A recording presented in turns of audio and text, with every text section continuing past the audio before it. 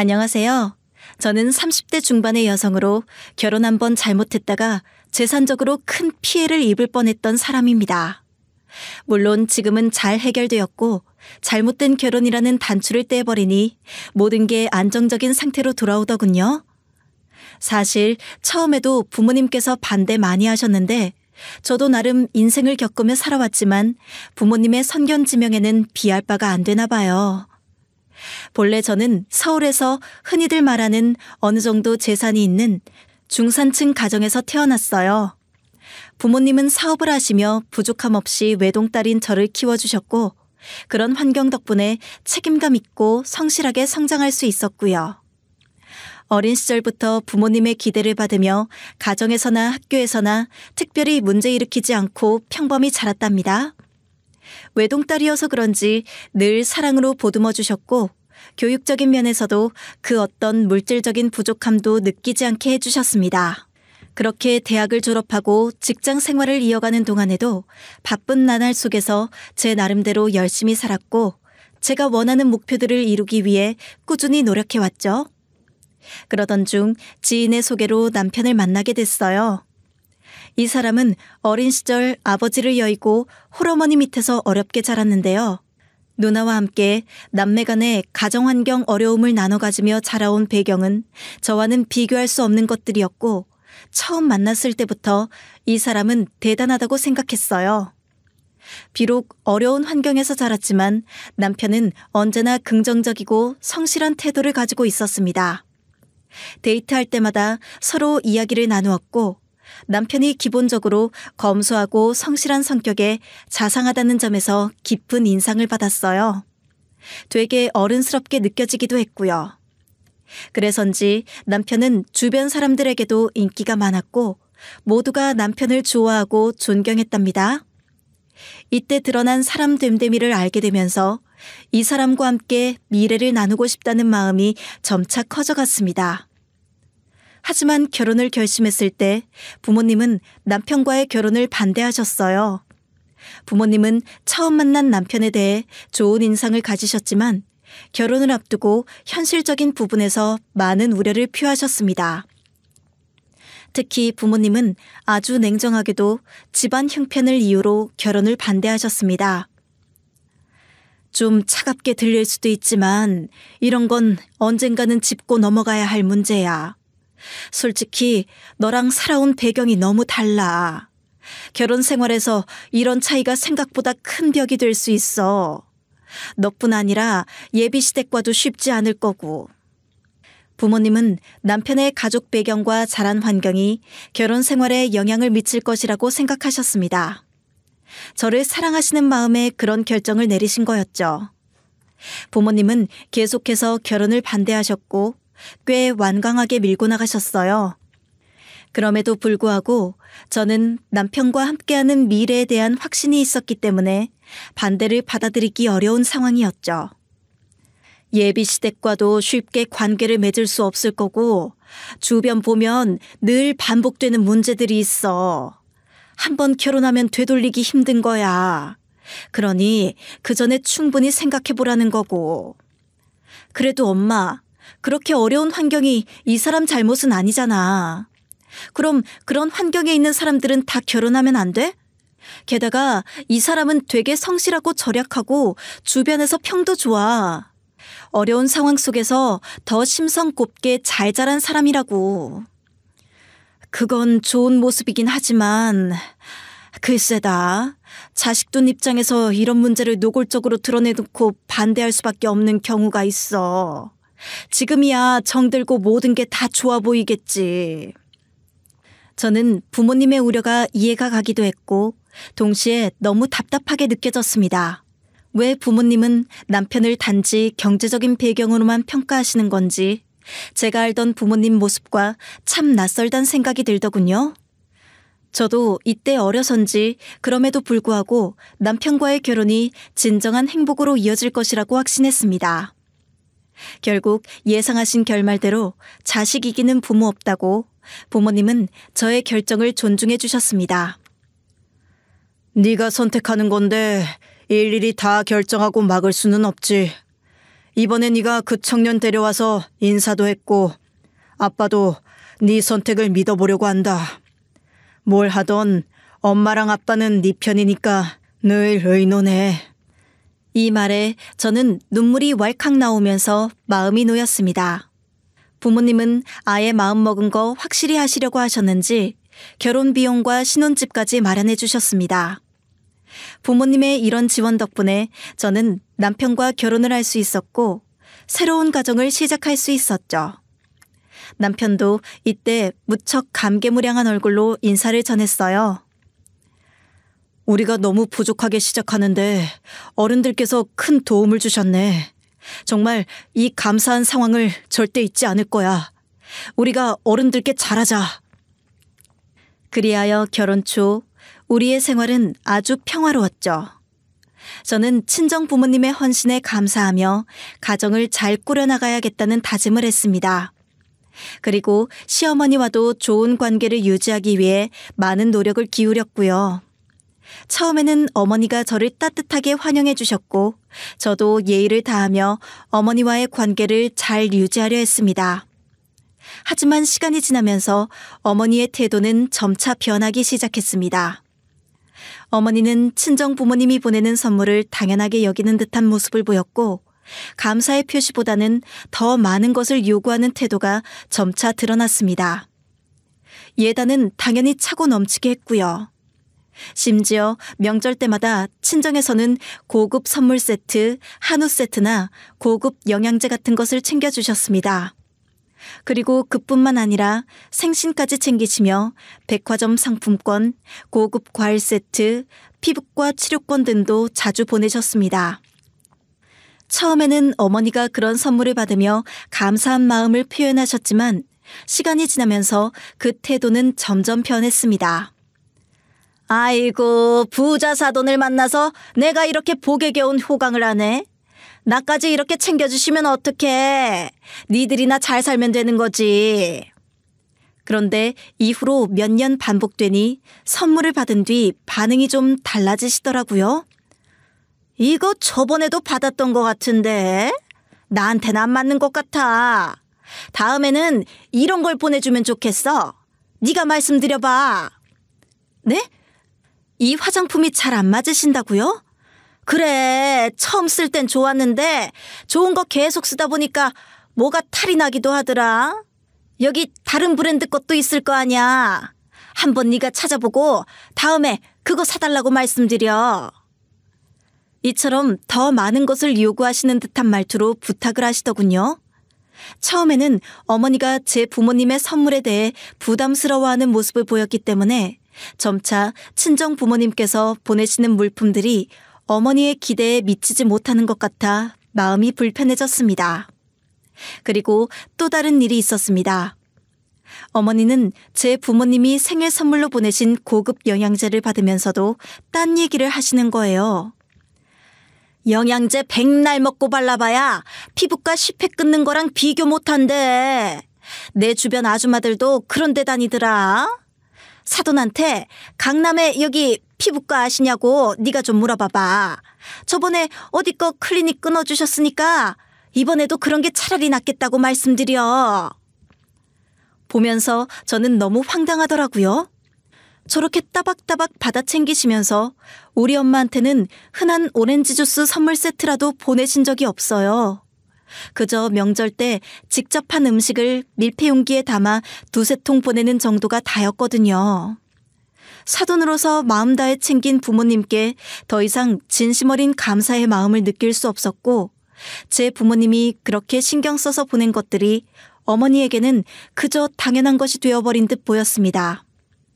이처럼 점차 더 많은 것을 요구하는 듯한 태도를 보이자 점점 얼굴이 찌푸려지더라고요. 말씀은 드려볼 텐데 저희 엄마도 선물용으로 구입하시는 곳이 따로 있어서요. 아마 어려울 것 같아요. 필요하시면 어머니가 알아보세요. 얘는 내가 돈이 어딨어. 니네 엄마는 그런 좋은 거 다 하고 다니니까 선물할 만한 여유도 있는 거지. 아니, 자기 거 하면서 사돈 거 하나 알아보는 게 그렇게 어렵나? 빨리 물어봐. 물어보고 나한테 전화해. 그럼 어머니가 직접 전화하세요. 제가 말해도 같은 답일 것 같아요. 이 말에는 어머니가 일순간 조용해지시더군요. 자기 입으로 말하기는 아무래도 민망했나 봅니다. 그리고 남편 얘기를 안 할 수 없는 게 결혼 초엔 이 사람도 여전히 검소하고 소박한 성격으로 큰 인상을 주었죠.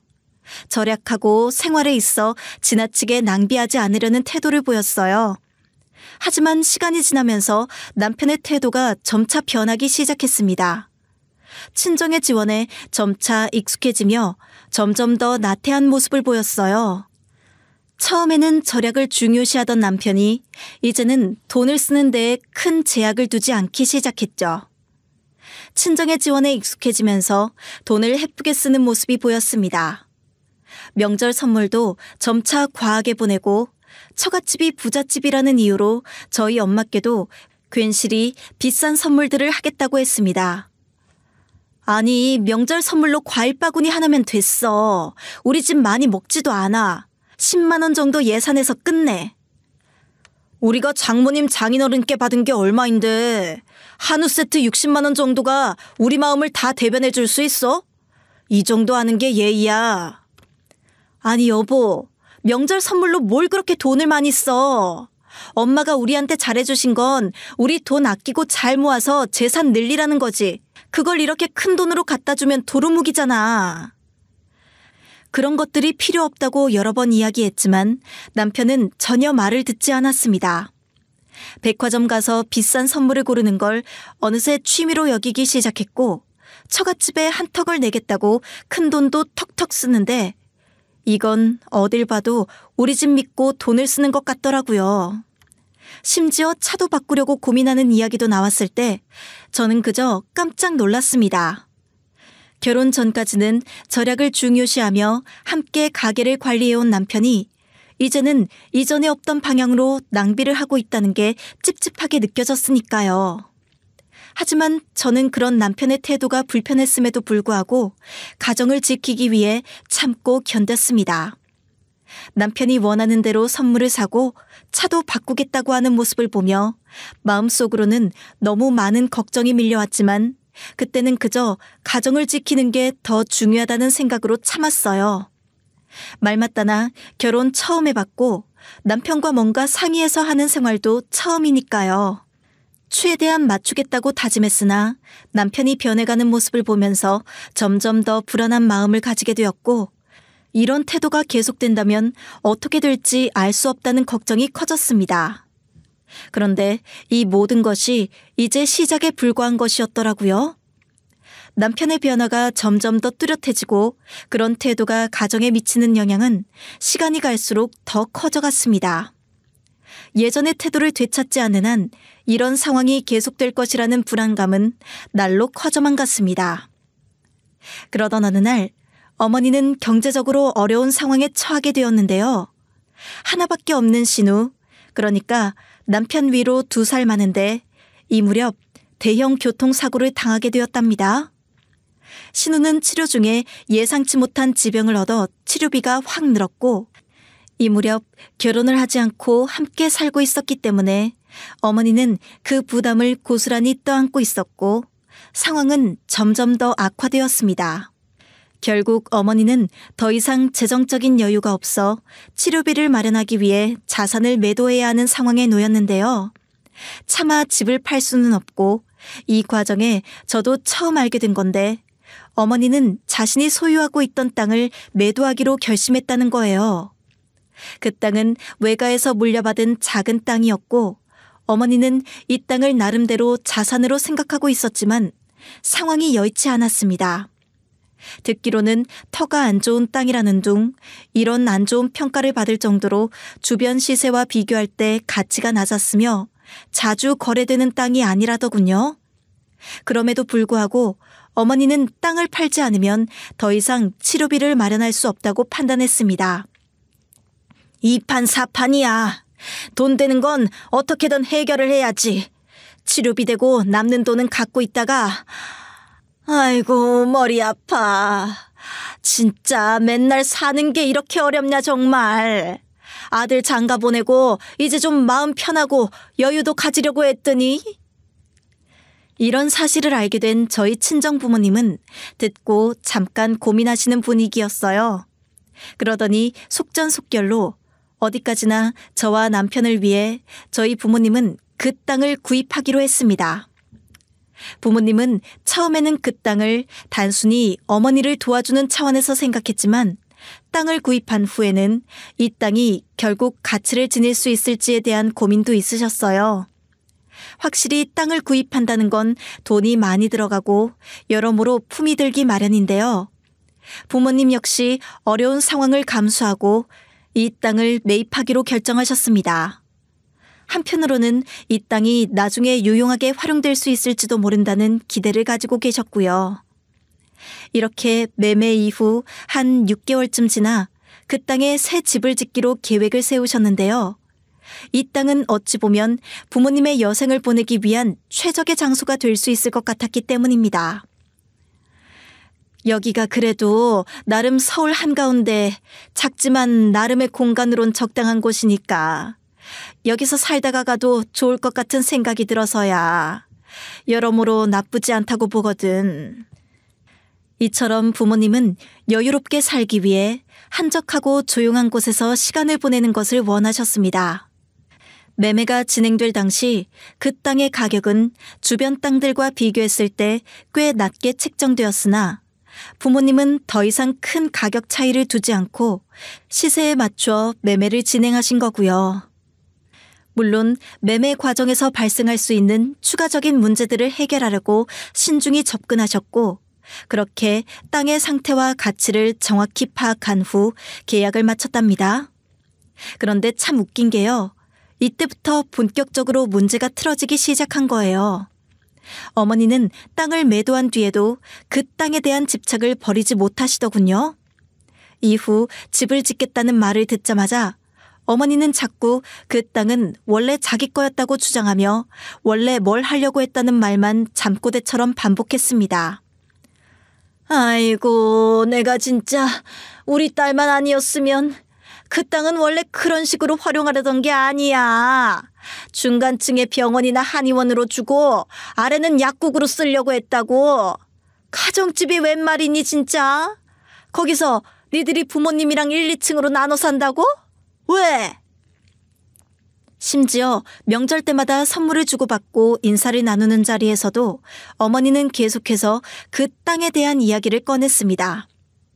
아무리 서로 명절 인사를 나누는 자리를 계속 언급해도 어머니는 무조건 땅 이야기와 계획에 대해 언급했습니다. 그나저나 땅 생각만 하면 내가 무슨 죽은 애 아빠도 이렇게 애틋하지 않은데 자꾸 눈물이 앞을 가리고 서러움이 몰려온다니까. 그거 원래 내가 우리 아들 주려고 했던 거야. 잘 키워보라고. 그래서 언니들이랑 오빠들 싸움에서도 바득바득 우겨가며 버틴 거고. 그런데 상황상 필요해서 파셨으니까요. 그런 것까지 다 포함해서 산 사람이 잘 활용해서 살면 되는 거 아닐까요? 그리고 그렇게 걱정스러우시면 다른 쪽으로 비용을 마련하셨어야 할 것 같은데. 어머니는 계속해서 자신이 하려던 계획에 대한 이야기를 반복하며 제가 제시한 내용은 불리하게 느껴졌는지 이런 건 외면하고 본인 말만 하시더라고요. 마치 여전히 그 땅에 대한 권리가 자기에게 남아있는 것처럼 행동하셨습니다. 부모님은 어머니의 태도에 당황스러움을 느끼셨지만 이미 땅 매매가 완료된 상황이었기에 큰 반응을 보이지 않으셨습니다. 부모님은 묵묵히 계획을 이어갔고 더 이상 큰 논쟁은 피하기로 하셨고요. 하지만 그런 상황이 계속 반복되면서 저는 점점 더 어머니의 태도에 대해 답답함을 느꼈죠. 그렇게 해서 집짓기 프로젝트는 이어졌는데요. 부모님은 1층을, 저와 남편은 2층을 사용하기로 했습니다. 이렇게 하면 서로 간의 프라이버시를 존중하면서도 가까운 거리에서 지낼 수 있을 것 같았고 부모님도 저희 부부가 자주 왕래할 수 있게 되어 기뻐하시더군요. 위아래로 산다고 해도 자주 볼 일은 없을 거야. 공용 주방은 1층에 있고 밥 먹을 때만 오가면 되니까. 우리도 니들 위에 산다고 해서 자주 볼 생각은 없다. 그런 구조로 만들 거니까. 하지만 이러한 계획은 어머니의 간섭으로 인해 문제가 불거지기 시작했습니다. 어머니는 처음에는 새집에 대해 별다른 반응을 보이지 않으셨습니다. 그래서 이제 좀 식으신 줄 알았더니 아니더라고요. 공사가 시작되자 어머니는 불청객처럼 자주 찾아오기 시작하셨습니다. 이후로는 무슨 업자 마냥 자주 오셔서 자재나 디자인에 대해 불평을 하셨습니다. 저기 소장님, 이거 우리 집에서 한 30년 넘게 갖고 있던 땅이거든요. 아직도 꿈에 나와요. 그만큼 제가 너무너무 잘 알고 있고요. 팔 수밖에 없었던 게 다 좋은데 여기 미신이 엄청 많이 돌아서 그래요. 집 짓고 있는데 이런 얘기를 하는 게 대체 무슨 심보인지 이해가 안 가더라고요. 계속 끊임없이 토를 달아대셨습니다. 여기에 무슨 부모 자식이 붙어서 살아? 그렇지 않아요? 왜 나이 먹고 자식을 끼고 살려고 이런 무리한 공사를 하는지 모르겠어. 그냥 사무실 지어서 사람 계속 드나들고 돌게 만들어야지. 그러면서 그렇게 여기 재수가 없고 어쩌고 하는 말들을 하시더니 실제로 재수 없는 말까지 하시더군요. 니들 그거 모르지? 여기는 애초에 가족들이 붙어 살라고 있는 땅이 아니야. 나도 가족들 다 싸우고 갈라지면서 얻은 땅이거든. 여기 엄하게 가족들 모이면 다 흩어지거나 병 얻는데.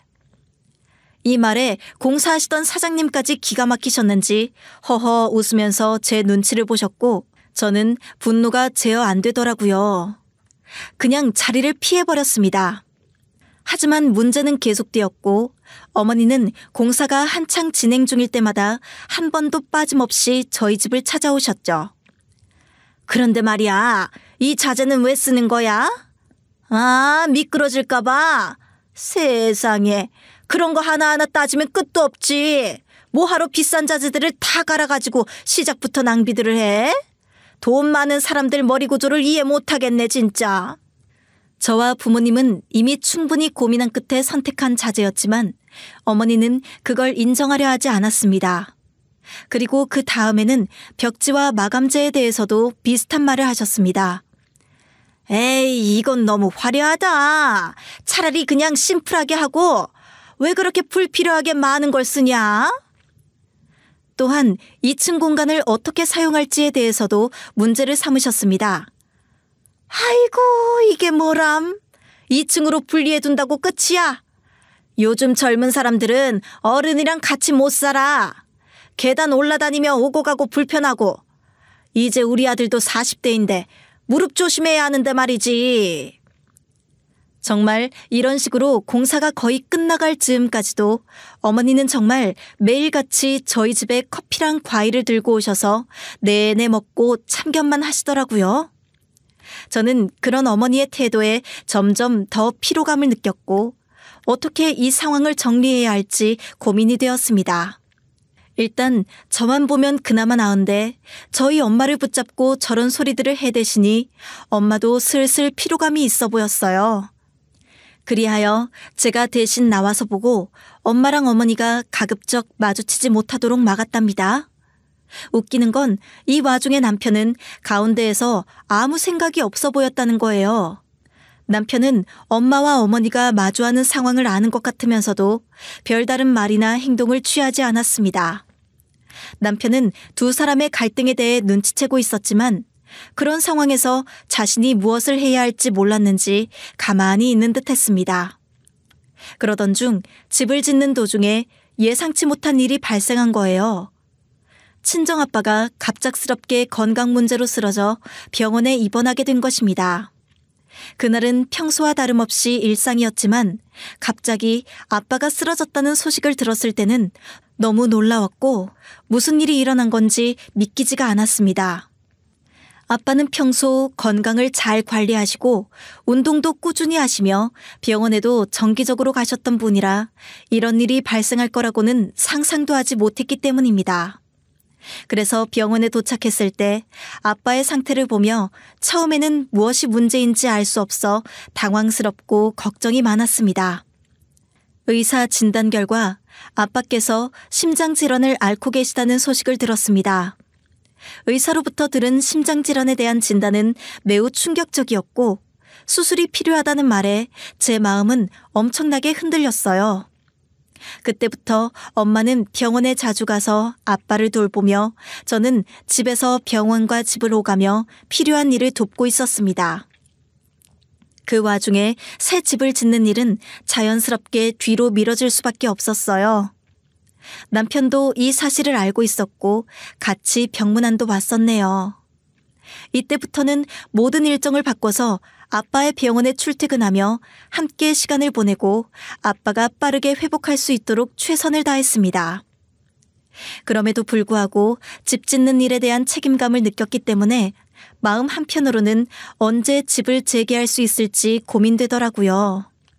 저뿐 아니라 아빠도 마음의 짐처럼 갖고 계셨는지 매일매일 물어보셨어요. 공사 어느 정도 된 건지 너가 가서 좀 보고 사진 찍어 보내라. 저번에 보니까 거슬리던 구석이 있어서 아빠가 몇 번 동영상 찍어서 보내드렸거든. 알았어요. 아빠 걱정하지 마세요. 일단은 몸이 먼저 나으셔야 하잖아요. 그리고 이 무렵쯤 이번 소식을 들은 어머니는 엉뚱한 반응을 보였는데요. 아빠가 병원에 입원했다는 전화를 드리자 어머니는 한숨을 쉬며 이렇게 말했습니다. 저는 제 귀를 의심할 정도로 잠깐 말이 멈춰 있었고요. 에휴, 내가 뭘 했냐? 터가 나쁘다니까. 돈은 돈대로 낭비하고 이게 뭐 하자는 건지 원. 그냥 다 부수고 안 한다고 해. 그것밖엔 답이 없겠다. 네가 네 아빠 잘 설득해봐. 이미 거의 들어갔는데 뭘 어떻게 부숴요, 어머니. 그런 말씀은 안 하시는 게 좋을 것 같아요. 저희 아빠 나오시면 다시 진행할 거예요. 문제될 거 하나 없어요. 새 집은 이미 공사가 많이 진행된 상태였고 그런 상황에서 집을 부수고 다시 하라는 말은 말도 안 되는 소리처럼 들렸습니다. 그걸 누가 책임져 줄 건지 그럴 것도 아니면서 어머니는 여전히 그 집을 부수고 다시 시작해야 한다고 주장하셨습니다. 재수 없는 일을 자꾸 그렇게 이어가면 더 큰일 생긴다 너. 얘가 겁이 없어 진짜. 그러다 아빠 진짜 더 큰일 생기시면 어떡하려고 그래. 걱정하시는 일 안 일어나고요. 그만 신경 쓰셔도 될 것 같아요 어머니. 지금은 그저 저희 아빠 잘 나으시길 바라시는 게 정답 아닐까요? 그래서 내가 정답을 제시했잖아. 진짜 누가 더 답답하게 구는지 모르겠네. 저 땅을 네가 잘 알겠니? 내가 잘 알겠니? 알고 걱정해 주는데도 이 난리네. 그럼 그렇게 걱정되는 땅을 왜 파신 건데요? 이제 이쪽에 저는 화가 나려고 하는데요.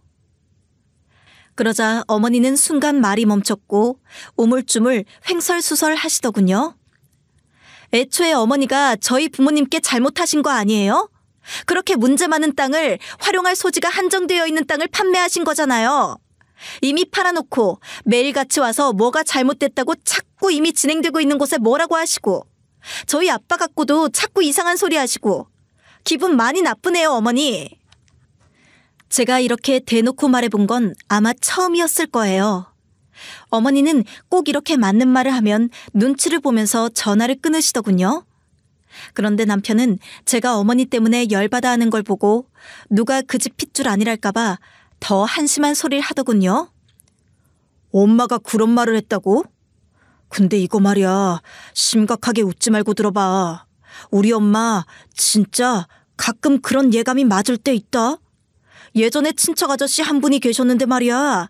시끄러워. 누가 지금 그런 말 듣고 싶겠어? 그럼 본질적인 거에 대답을 해봐. 어머니는 그렇게 재수없는 땅을 왜 사돈네 파셨는데 다른 사람도 아니고 아들과 같이 사는 배우자 집안에 왜 그 미신이 가득한 땅을 제값받고 파신 거냐고. 여기서부터 둘이 말이라도 맞춘 듯 남편은 또 말이 쏙 들어갔어요.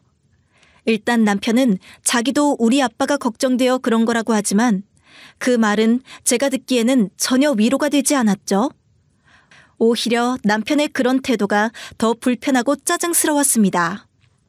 아빠가 병원에 입원한 상황에서 어머니와 남편의 반응은 제게 큰 스트레스와 불만을 주었고 그로 인해 저와 남편 사이의 대화도 점점 더 어색해졌습니다.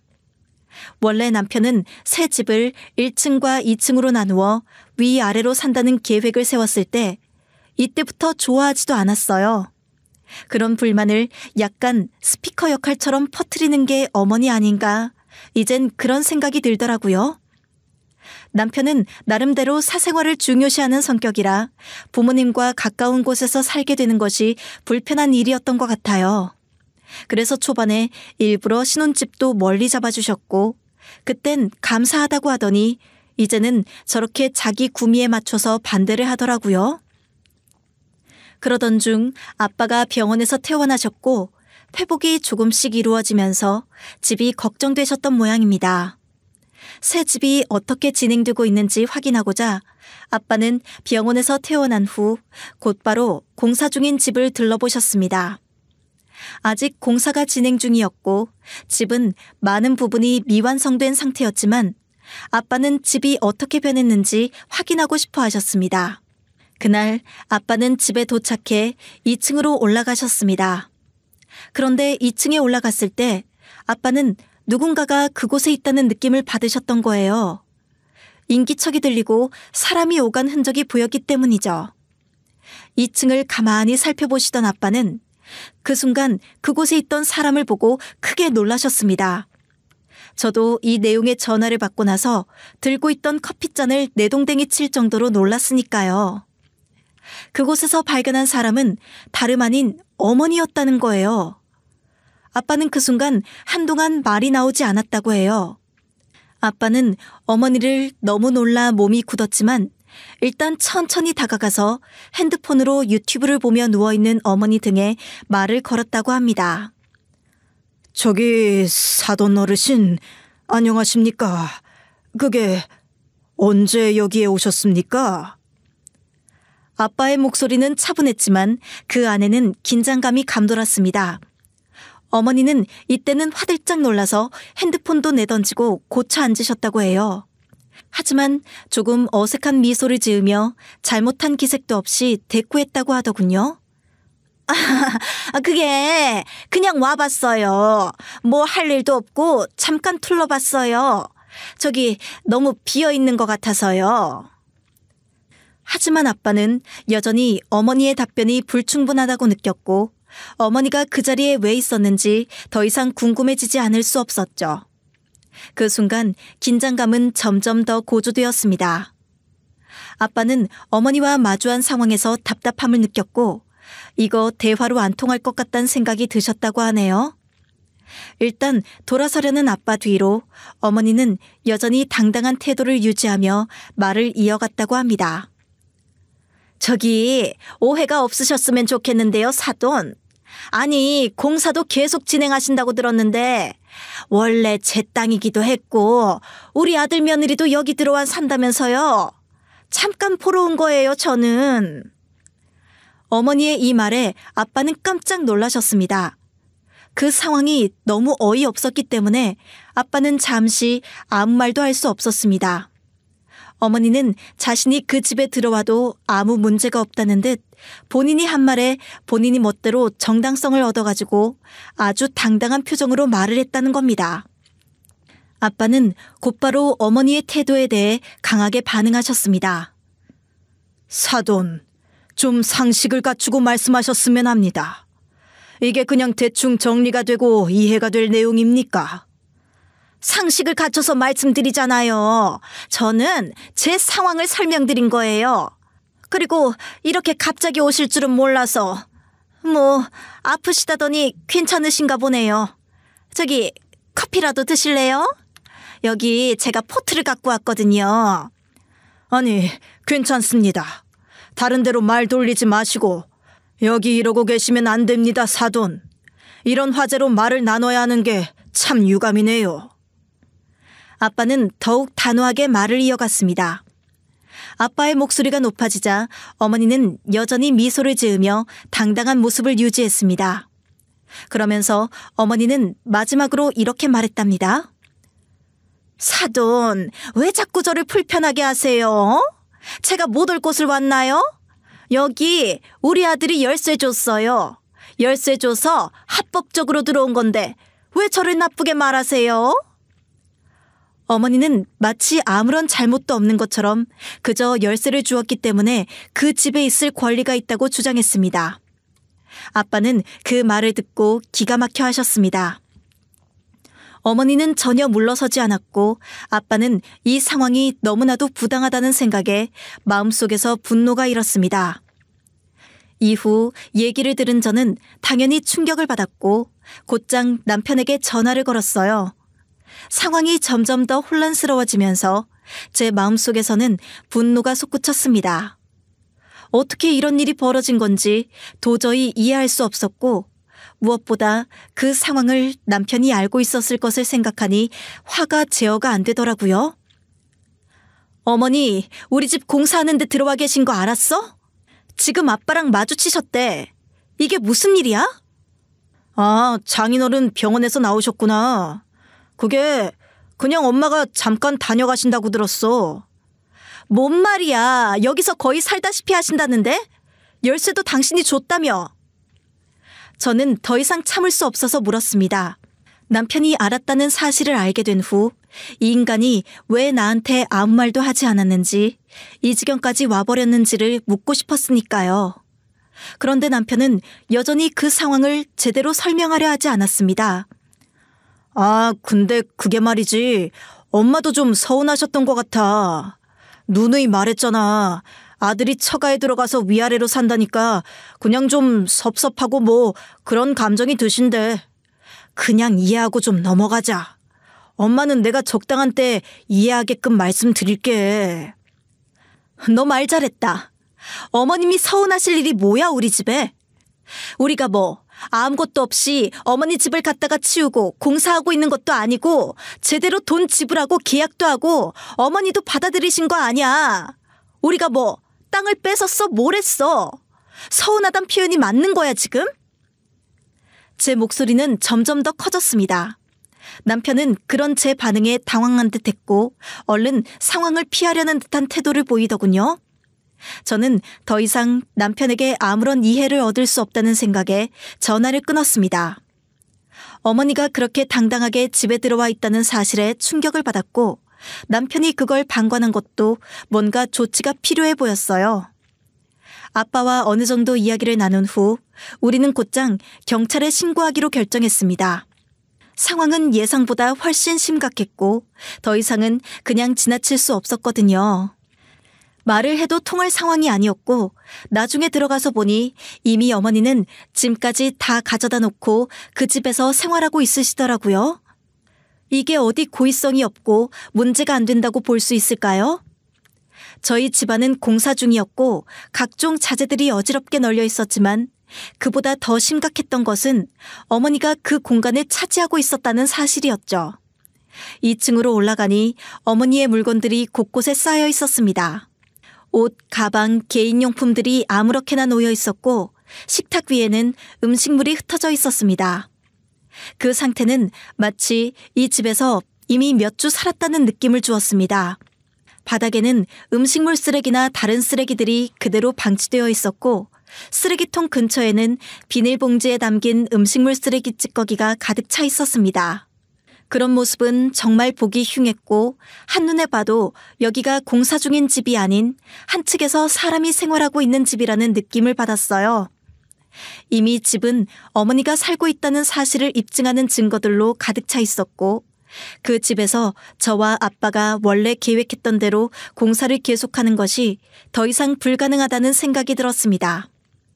이 모든 상황을 지켜보면서 어머니에게 말을 하거나 설득하는 것보다는 경찰을 부르는 게 더 빠른 해결책이라고 판단했어요.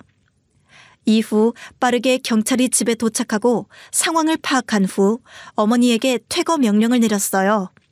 경찰은 아주 차분하게 어머니에게 퇴거 절차를 설명했지만 어머니는 전혀 그 상황을 받아들이려 하지 않았습니다. 어머, 이게 뭐야? 세상에, 다들 미쳤어요? 지금 경찰을 부른 거야? 제정신들이야 진짜? 잠깐만요. 내가 왜 여기서 나가야 돼? 아니, 왜 끌려 나가야 하냐고요? 잠깐 가만히 좀 있어봐요. 어머니, 협조하시고 나가주세요. 여기 와보니까 진짜 너무 가관도 아니네요. 어머니 집보다 훨씬 더 여기가 어머니 공간 같은데요. 포트부터 이것저것. 아무리 공사 거의 다 끝났고 인테리어 일부만 남았고 전기도 다 연결해놨다지만 몰래 쓰고 계시는 게 어딨어요? 우리 아들이 여기 와 있어도 된다고 했다고. 남도 아니고 아들이 그렇게 말한 거야. 얘 좀 봐. 이거 다 네가 벌인 일이야. 어머니는 말도 안 되는 이유를 들며 계속해서 집을 떠나지 않으려 했습니다. 경찰은 어머니에게 반복해서 여기서 살 수 없다고 말했지만 어머니는 계속해서 안 된다며 나가라는 게 말이 되냐면서 이렇게 굴욕적으로 나갈 순 없다고 아주 눈물의 운동을 펼치시더군요. 저는 그 상황을 지켜보며 점점 더 힘들어졌습니다. 어머니는 계속해서 자꾸 본인이 여기 있어도 된다, 원래 내 땅이다, 계약서도 있다면서 말 같지도 않은 말을 주장했고 경찰은 계속해서 어머니에게 집을 떠날 것을 경고했거든요. 결국 어머니는 점점 이어지는 압박을 이기지 못하고 집을 떠나기로 했는데요. 그럼에도 집은 난장판이었고 정말 손톱만큼도 건드리지 않고 수습도 안 하고 일어나시더군요. 발로 바닥에 있는 쓰레기들을 팍팍 걷어차면서 말이죠. 어머니가 집을 나가고 잠깐 멍하니 앉아있던 저는 이제 더 이상 이 결혼을 유지할 수 없다는 결정을 내리게 되었습니다. 남편이 어머니의 행동을 방관한 것과 이 모든 상황에 대한 책임을 지지 않는 모습을 보면서 결국 이혼을 결심하게 된 거죠. 물론 이혼 진행 과정에서도 말이 많았습니다. 남편은 처음에는 이혼을 쉽게 받아들이지 않았고 여러 차례의 대화와 협의가 이어졌습니다. 하지만 결국 이혼 절차가 진행되면서 남편은 그와 관련된 여러 가지 문제에 대해 계속해서 말을 꺼냈습니다. 그 중에서도 가장 큰 문제는 집과 땅에 대한 것이었는데요. 이상하게 이 인간은 여기서 아주 고집을 부리더라고요. 이혼할 때 진짜 사람의 인성 끝바닥까지 다 본다더니 남편의 태도는 점차 고집스러워졌습니다. 공사 비용을 계산하지 않으면 안 된다, 어쩌고 저쩌고 하면서 자기 엄마처럼 땅과 집에 대한 권리를 강하게 주장하더군요. 나중에는 어머니가 직접 나서서 이 상황을 해결하려 했습니다. 무슨 본인 돈까지 합쳐서 이걸 넘기라고 하질 않나. 이 땅과 집을 매입하려는 아들의 의도를 지지하며 저를 압박하시더군요. 이쯤 되니 이제 이 집과 땅에 대해 더 이상 얽히지 말고 넘겨버리고 정리하자는 결정을 내리게 되었습니다. 남편과 어머니는 집과 땅에 대한 집착이 너무 강했고 강경한 태도는 여러모로 이 땅에 정이 떨어지게 만들었으니까요. 저뿐 아니라 엄마도 아빠도 그 땅을 사고 나서 집안에 안 좋은 일만 생긴다며 그 땅을 팔자고 하셨어요. 처음에는 땅을 사는 것에 긍정적인 생각을 하셨던 엄마였지만 시간이 지날수록 점점 불안감을 느끼셨던 거죠. 여러 번 일이 꼬였고 이상한 일들이 생기면서 만장일치로 우리는 의견을 모았어요. 엄마의 말대로 팔자고 결정을 내린 후 공사 비용까지 꼼꼼히 따져서 모든 절차를 마친 뒤 그 땅과 집을 정리했습니다. 팔고 나니 정말 더 이상 고민할 필요가 없다는 해방감이 밀려오더라고요. 이전에는 그 땅에 대해 계속 신경이 쓰였고 그 때문에 일어나는 불편한 일들이 계속 이어졌습니다. 시댁과의 불화, 남편과도 엄청나게 충돌했었으니까요. 하지만 이제는 그런 모든 걱정에서 벗어난 기분이었고 제 삶이 한결 가벼워진 느낌을 받았습니다. 이혼을 한 것도 아주 큰 역할을 했다는 생각이 드네요. 아무튼 땅을 팔고 나서 시간이 지나면서 전 남편과 그 가족의 상황을 지인에게서 들었는데요. 전 남편은 다니던 회사에서 이직한다고 나왔지만 아직 취직은 안 되고 겉돌고 있는 상태라고 하네요. 그 땅 갖고 뭘 해보겠다더니 해볼 돈도 없으면서 시간만 축내고 있는 걸로 보였어요. 그리고 신우는 사고 후 잔병 치레를 하며 여전히 고생하고 있다고 했습니다. 전 시어머니는 그렇게 당당하게 굴고 여기저기 쫓아다니더니 완쾌가 안 된 본인 딸이 더 덧나게 되어 결국 딸 돌보느라 바쁘다고 들었고요. 그런 소식을 들었을 때 저는 비로소 마음이 편해지더군요. 이제 더 이상 이 인간들과 얽힐 일이 없다는 사실이 정말로 편안하게 느껴졌습니다. 그동안 이 인간들이 저를 비롯해 우리 엄마 아빠에게까지 끼쳤던 영향에서 벗어난 것이 큰 해방감을 주었으니까요. 이런 모든 문제를 해결하고 나니 제 삶은 정말로 편안해졌네요. 그동안의 골치 아픈 상황들이 사라지고 좀 자유롭게 제 시간을 즐길 수 있게 된 것입니다. 아빠도 훨씬 건강해지셔서 평안하신 상태고 엄마도 마음 편해지신 건 말할 바가 없고요. 부모님이 기존에 사셨던 집을 리모델링하고 저는 거기 들어가서 같이 지내기로 했어요. 간단한 공사라서 별로 들어갈 것도 없고 그거 지켜보며 여기저기 꾸미는 재미로 부모님과 잘 지내고 있습니다. 그럼 여기까지 들어주셔서 감사드리고 모두들 건강하세요.